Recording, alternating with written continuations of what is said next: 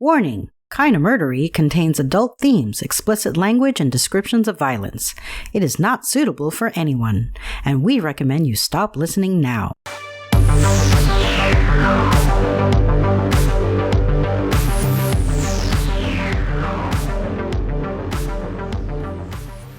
True crime with a dash of the paranormal, the garish, the strange, and the darkly comic. I'm Zevin Odelberg, host of Kinda Murdery, a podcast that's about more than just murder. It's my very own pocket dimension, home to a curated collection of bizarre and compelling stories. The unsolved, the unsettling, and the unbelievable. I cover it all, just so long as it's kinda murdery.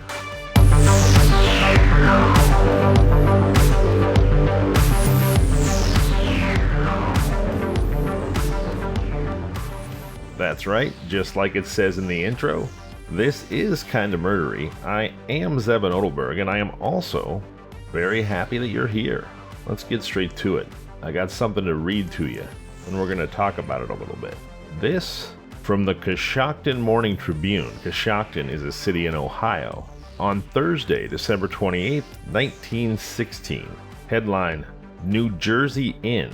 Jersey spelled without the E, by the way, just Jersy. New Jersey Inn, the scene of weird murder. Dover, New Jersey, December 27th. A murder as dark and weirdly uncanny as any fiction was unfolded to authorities here today.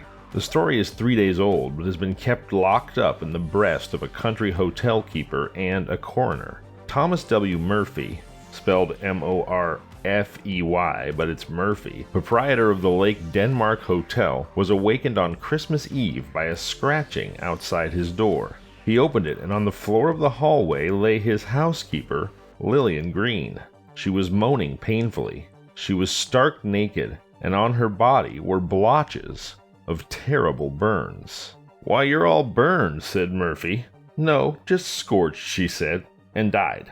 Murphy told the authorities Green had gone out to meet a friend whom he did not know early that evening. He heard nothing, he said, until the scratching came outside his door. No footsteps were heard coming and going, and the 6 dogs which he had in the kennel just outside the hotel were silent all night. It would have been impossible, he said, for anyone to have brought the woman without his hearing them. Authorities said it would have been equally impossible for the woman to have walked more than a half-dozen steps. Her feet were burned horribly. Okay, what the heck, right? It's late at night on Christmas Eve or early in the morning, and the owner of a hotel in a small town in New Jersey hears a scratching outside his door. Is it jolly old St. Nicholas? Well, no, it's not. He opens the door to find his mostly nude housekeeper horribly burned. And when he says, "Oh my gosh, my dear, you're horribly burned," she says, "No, I'm just scorched." And then she croaks. What is going on here? Well, we're going to talk about it. We're going to try to figure it out.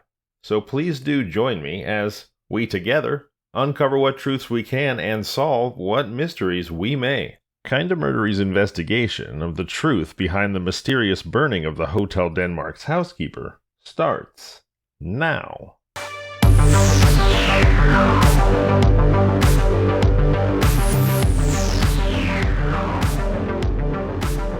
Alright, so it's worth noting here that news reporting in 1916 didn't work quite like it does today, which is mostly to say that it wasn't nearly as instantaneous or homogenized. It may have been equally hyperbolic and outlandish, though. Today I'll be telling you the story of Lillian Green, aka Elsie Green, alternately reported as being either 34 or 46 years of age, the housekeeper at the Hotel Denmark in Dover, New Jersey. And I'll be telling you this story through the lens of just 2 days worth of newspaper articles, either from December 27th or December 28th. Because remember, like some kind of god-awful stocking stuffer, Lillian was discovered burned to death on Christmas Eve. The article I read you in the open was published on December 28th in Coshocton, Ohio. Let's move now to a day earlier and a good sight closer to home. This is an account of the same awful discovery, published in the Ashbury Park Press out of Ashbury, New Jersey on Wednesday, December 27th, 1916. The main thing it has in common with the Ohio article is one hell of an evocative headline. This one's entitled, Burned and Nude, She Meets Death. Subtitled, Woman Found Dying in Vestibule of Hotel Near Dover. Provides Deep Mystery. Found with her body blackened by burns and devoid of clothing, Miss Elsie Green, 34, manager for 12 years of the Lake Denmark Hotel at Lake Denmark near Dover, New Jersey, died early yesterday in the Dover Hospital, leaving no clue in one of the deepest mysteries that Morris County has known. Murder is suspected. The woman was found unconscious by her employer, Thomas W. Murphy, just before daybreak yesterday in the vestibule of the hotel. There were no signs of fire in or about the hotel. Coroner Totten of Dover says no ashes adhered to the victim's skin. Mr. Murphy, who conducts the hotel, said he was awakened soon after 4 a.m. yesterday by a pounding on the front door. He threw on a bathrobe and hastened downstairs, passing through the dimly lighted reception room to the front door. He opened the inner door of the vestibule, and stepping toward the outer doors, he stumbled over Miss Green's body. The shock of the discovery unnerved Murphy, who is more than 60 years old. He hastily withdrew to the reception room. Having regained self-possession, he lighted a lantern and went back into the vestibule. When he failed to get any response from the woman, he phoned to Dr. W.S. Costello of Dover. In less than an hour, the physician arrived. Mr. Murphy, meantime, had obtained clothing, and Miss Green had been carried to her room. She was still unconscious. While the physician applied treatment, the hotel keeper kept phoning in an effort to get an automobile. A neighbor finally sent one, and Dr. Costello and his patient were hurried into the Dover Hospital. Efforts there to save her life were in vain. Detectives have been unable to trace Miss Green's movement after she left the hotel Christmas night. The coroner said the skin on her trunk, arms, and part of her face was blackened as if the woman had fallen into a wood fire. Miss Green had long been known to the residents about the lake as Billy. She liked the loneliness of the countryside and enjoyed herself fishing and gunning when not busy about the hotel. She was a first-rate rifle shot and was a close friend of Annie Oakley, the famous markswoman. Whoa! Like Annie Get Your Gun, Annie Oakley? This was now not just a hotel housekeeper, but a close bosom friend of the most famous and infamous female sharpshooter in the history of the American West? Damn, this story's getting good.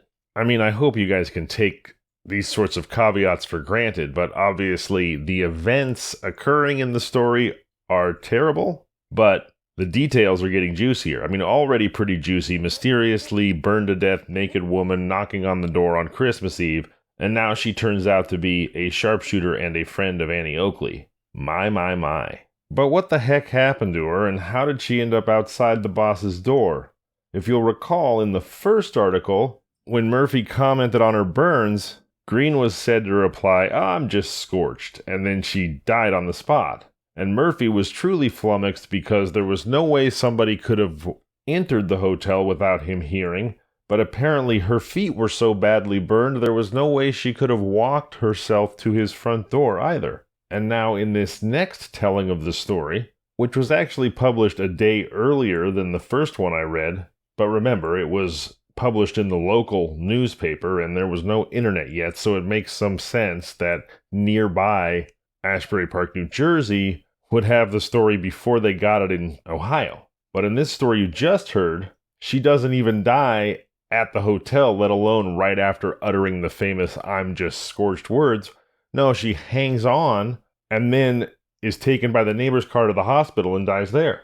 So again, what's the deal? How'd she get burned? Where? Why did she die? Let's see if we can figure it out. Here's a brief column from the 27th of December, this one printed in the Evening Review out of Bayonne, New Jersey, entitled, Woman's Death is Shrouded in Mystery. Here's the relevant bit. It was alleged that there was no fire at Murphy's Denmark Hotel, that Miss Green had not been there that night, and that her bed had not been slept in. There was a fire, however, at the Hotel Erskine's at Lake Hopatong, about 9 miles from Lake Denmark. I hope I pronounced that right, Lake Hopatong. If anybody lives near Lake Hopatong, or Bayonne or Dover, New Jersey, please do reach out to the show, kindofmurdery@gmail.com, @kindofmurdery on all social media, or you can call the Kind of Murdery hotline, 888-MURDERY, that's 888-687-3379. feel free to correct me on that pronunciation. So, anyway, back on track. There was no fire at the Hotel Denmark, but there was a fire at the Hotel Erskines at Lake Hopatong, about 9 miles from Lake Denmark, and the authorities are working on the theory that Miss Green may have been burned in that fire and brought by automobile to Murphy's Hotel and there left to be discovered. Okay, so, whoa, I think we're working on a conspiracy of some kind here where she was terribly burned at a different hotel in a different hotel fire and then driven through the freezing winds of a Christmas Eve night back to the Hotel Denmark and dumped on the front steps like a tragically abandoned baby. That's the theory now? All right, well, that is a theory. That is for sure. Now, the Paterson, New Jersey Morning Call on the same day also carried an article entitled Woman's Death Shrouded in Mystery, and also floated this theory that perhaps Lillian Green, aka Elsie, had not been injured at the Denmark, but had received her ultimately fatal burns about 9 miles away in another town at another competing lake resort hotel called the Erskine. The difference here, though, is the Morning Call has a few more details to support this idea than the Bayonne paper did. Let's take a look at what they have to say. This from the Morning Call out of Paterson. The police first thought the case a murder. Investigation later led them to believe that the housekeeper had set her clothing on fire in the hotel and ran out in the snow to extinguish the flames. This theory was shattered by the failure of the police to find any trace of her clothing about the place. Efforts are now being made to link the discovery of the dying woman with a fire probably of incendiary origin, which destroyed the Hotel Erskine near Lake Hopatong on Saturday night. The theory that Miss Green was burned at the Hotel Erskines and brought back to the Lake Denmark is being considered but is entirely on circumstantial evidence. All of the persons in the Hotel Erskines escaped, but none saved their clothing. Okay, wait, are they saying that the fact that she was burned at the Hotel Erskines is supported by the fact that everyone who escaped the Hotel Erskines had all their clothing burned also? So a bunch of naked people came running out of the hotel fire at the Hotel Erskines? Or are they just saying that all her clothes were burned and everybody's clothes were burned at the Hotel Erskines, but everybody else had their clothes on, just not Elsie/Lillian? I'm not sure. What else do they have to support this burned somewhere else and dumped at the Denmark theory? Let's see. It says, this theory that nobody at the Erskines managed to save their clothes just like Lillian Green, Elsie Green, is strengthened by a story told by Murphy. He said that he and Miss Green were alone in the Lake Denmark Hotel on Saturday afternoon, that would have been Christmas Eve, that he, Murphy, had fallen on the ice while skating and went to bed. So 60-year-old hotelier Thomas Murphy was spending a nice Christmas Eve Saturday just skating on the lake. Okay, he must have been quite the hale and hearty fellow. So Murphy falls on the ice. This is the supporting evidence for the idea that she was burned at a different hotel. He'd fallen on the ice while skating, hurt himself, and he went to bed. Shortly after he lay down, he said he heard Miss Green go out, slamming the door behind her. Murphy fell asleep, and in the early hours of Christmas Eve morning, he heard the door open again with a slam. There was a noise as that caused by a falling body and groans. He ran down the stairs and found Miss Green dying. Prosecutor Reed said tonight that he had not obtained any definite clues, but that the investigation of the case would be pressed until some solution to the mystery is found. So this idea of burned at the Hotel Erskine is supported by the fact that after taking his lumps ice skating, Murphy heard from his bedroom Lillian Green's comings and goings. Perhaps there's an assumption here that because she was a hotel housekeeper, that she had friends among the staff at the other hotel that she wanted to spend the holiday with. That certainly sounds plausible. And that she must have left and gone to the Erskine and got caught in the fire. That seems to be what's implied. The only part of this particular chain of circumstantial evidence that I have a hard time buying is that a 60-year-old man in 1916, when 60 was a whole hell of a lot older than it is today, was spending his Christmas Eve ice skating. But maybe I'm just unfamiliar with exactly how hale and hearty the wintertime geriatrics in New Jersey tend to be. So just quickly recapping where we are so far. At first, we had a 46-year-old hotel housekeeper named Lillian Green who was mysteriously burned, showed up on her boss's doorstep naked on Christmas Eve. He said, "My gosh, my dear, you're all burned." She said, "No, I'm just scorched," and she died right in front of him. Then that became a 34-year-old housekeeper named, actually, no, not housekeeper, excuse me, a 34-year-old hotel manager named Elsie Green, who happened to be a great outdoors woman and a sharpshooter and a dear bosom buddy of Annie Oakley. And then in the next iteration, we're back to Lillian. She's older again. She's a housekeeper again. This time, she received fatal injuries off the premises, and then her body was brought back to the Hotel Denmark and dumped. Nobody much seems to suspect Mr. Murphy. Honestly, I don't even suspect Mr. Murphy. He's been too busy working on his triple sow cow, apparently. So let's see if we can get to the bottom of this, shall we? What really happened in the case of the mysterious Christmas burning of the Hotel Denmark's housekeeper? Hold on now, what do we have here? This from the Atlantic City Daily Press on the 28th, and it says, "Many people living in the vicinity of the hotel, including Mr. Murphy, who had employed Miss Green as his housekeeper for several years past, believe that she was lured from the hotel by some unknown party and taken to some place where she met with foul play." Okay, so now we're back to maybe she was burned at the Hotel Erskine, or maybe something more nefarious was happening. But I think it's also worth noting here that Mr. Murphy in particular has an extremely vested interest in no one having died violently on his premises, in his building, or even on his property. He doesn't want a black mark on his hotel or superstitious people staying away. So as much as he may have loved Miss Green or thought she was a wonderful employee, it would be far more convenient for him, even if he's not the murderer, for her to have not died on his premises. So here we go. It says, they believe she was lured from the hotel by some unknown party and taken to some place where she met with foul play. This opinion is strengthened by the fact that the majority of Miss Green's personal effects, including a bag which Murphy alleges to have contained $100, are missing.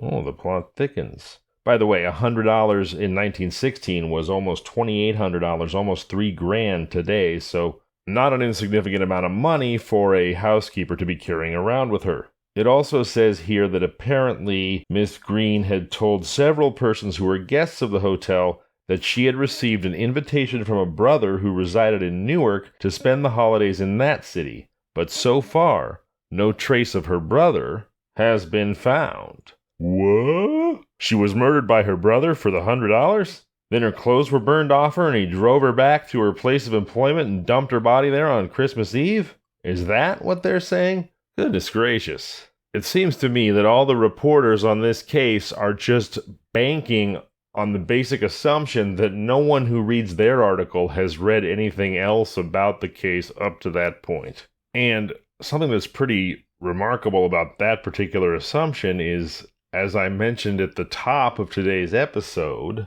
every article that I'm sharing with you was published on one of 2 days, either December 27th or December 28th. So these wild swings in opinion, or rapid development or rolling back of theories and evidence, were all occurring within 24 to 48 hours of each other. I don't know about you, but I feel like I'm about ready for the definitive version of this story. Now, I'm not saying necessarily it's the truth, but the narrative that the authorities ultimately land upon.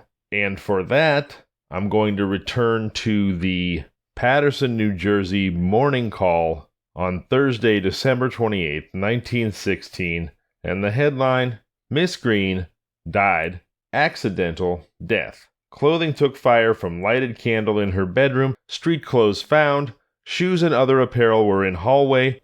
Woman was preparing for bed when the accident occurred. No evidence of foul play was discovered in the investigation. While it is still uncertain how Miss Green's clothing became ignited, there was found unmistakable evidence that she was in the corridor on the second floor of the hotel when the accident occurred. Here, the county officials found the baseboard along the side of the corridor was blistered by flames, and small particles of burned clothing carried by the flames were found on the side walls and ceiling in both the hall and the bathroom. Detective Brennan also gathered an envelope full of charred fragments of clothing from the floor and the walls. No large pieces of Miss Green's clothing, however, were found that had been in contact with the flames. The prosecutor and detective questioned Mr. Murphy for more than an hour, going over every part of the inside of the house and inspecting the various buildings on the premises. After going over the ground thoroughly, the officials came to the conclusion that Miss Green was preparing for bed and had passed too closely to a candle set upon the floor, that her nightdress had ignited, and that her cries and attempt to put the fire out is what awakened Mr. Murphy. It is thought that Miss Green may have inhaled some of the smoke and the flames because she apparently asked Murphy for water before she died and drank 6 glasses in a row and then expired. Lillian Green's burial took place today, Thursday, December 28th, at Ridgely Park, Pennsylvania, where her father was buried. Besides her brother in Newark, Miss Green is survived by her mother and another brother, William Green, of Pittsburgh. So perhaps, and if you want an apology, you can have one from me, the actual outcome of this story is certainly anticlimactic, but I had a heck of a good time, I should say, gumshoeing my way through it, because it started so absolutely salaciously. And really what I did today is I just gave you guys the play-by-play experience of investigating this story through primary document, primary source newspaper articles, and uncovering the truth, or at least the truth that the officials were satisfied with, the official narrative, which is caught her dress on fire with a candle trying to read in her bedroom, burned herself up so bad that she died, tragically, and that was really all there was to it, they decided. It wasn't nearly as bone-chilling and spine-tingling and thriller murder mystery as it appeared at first, but I still had a great time unraveling those clues, and I hope you did too. Until next time, I'm Zevin Odelberg, and this has been Kinda Murdery.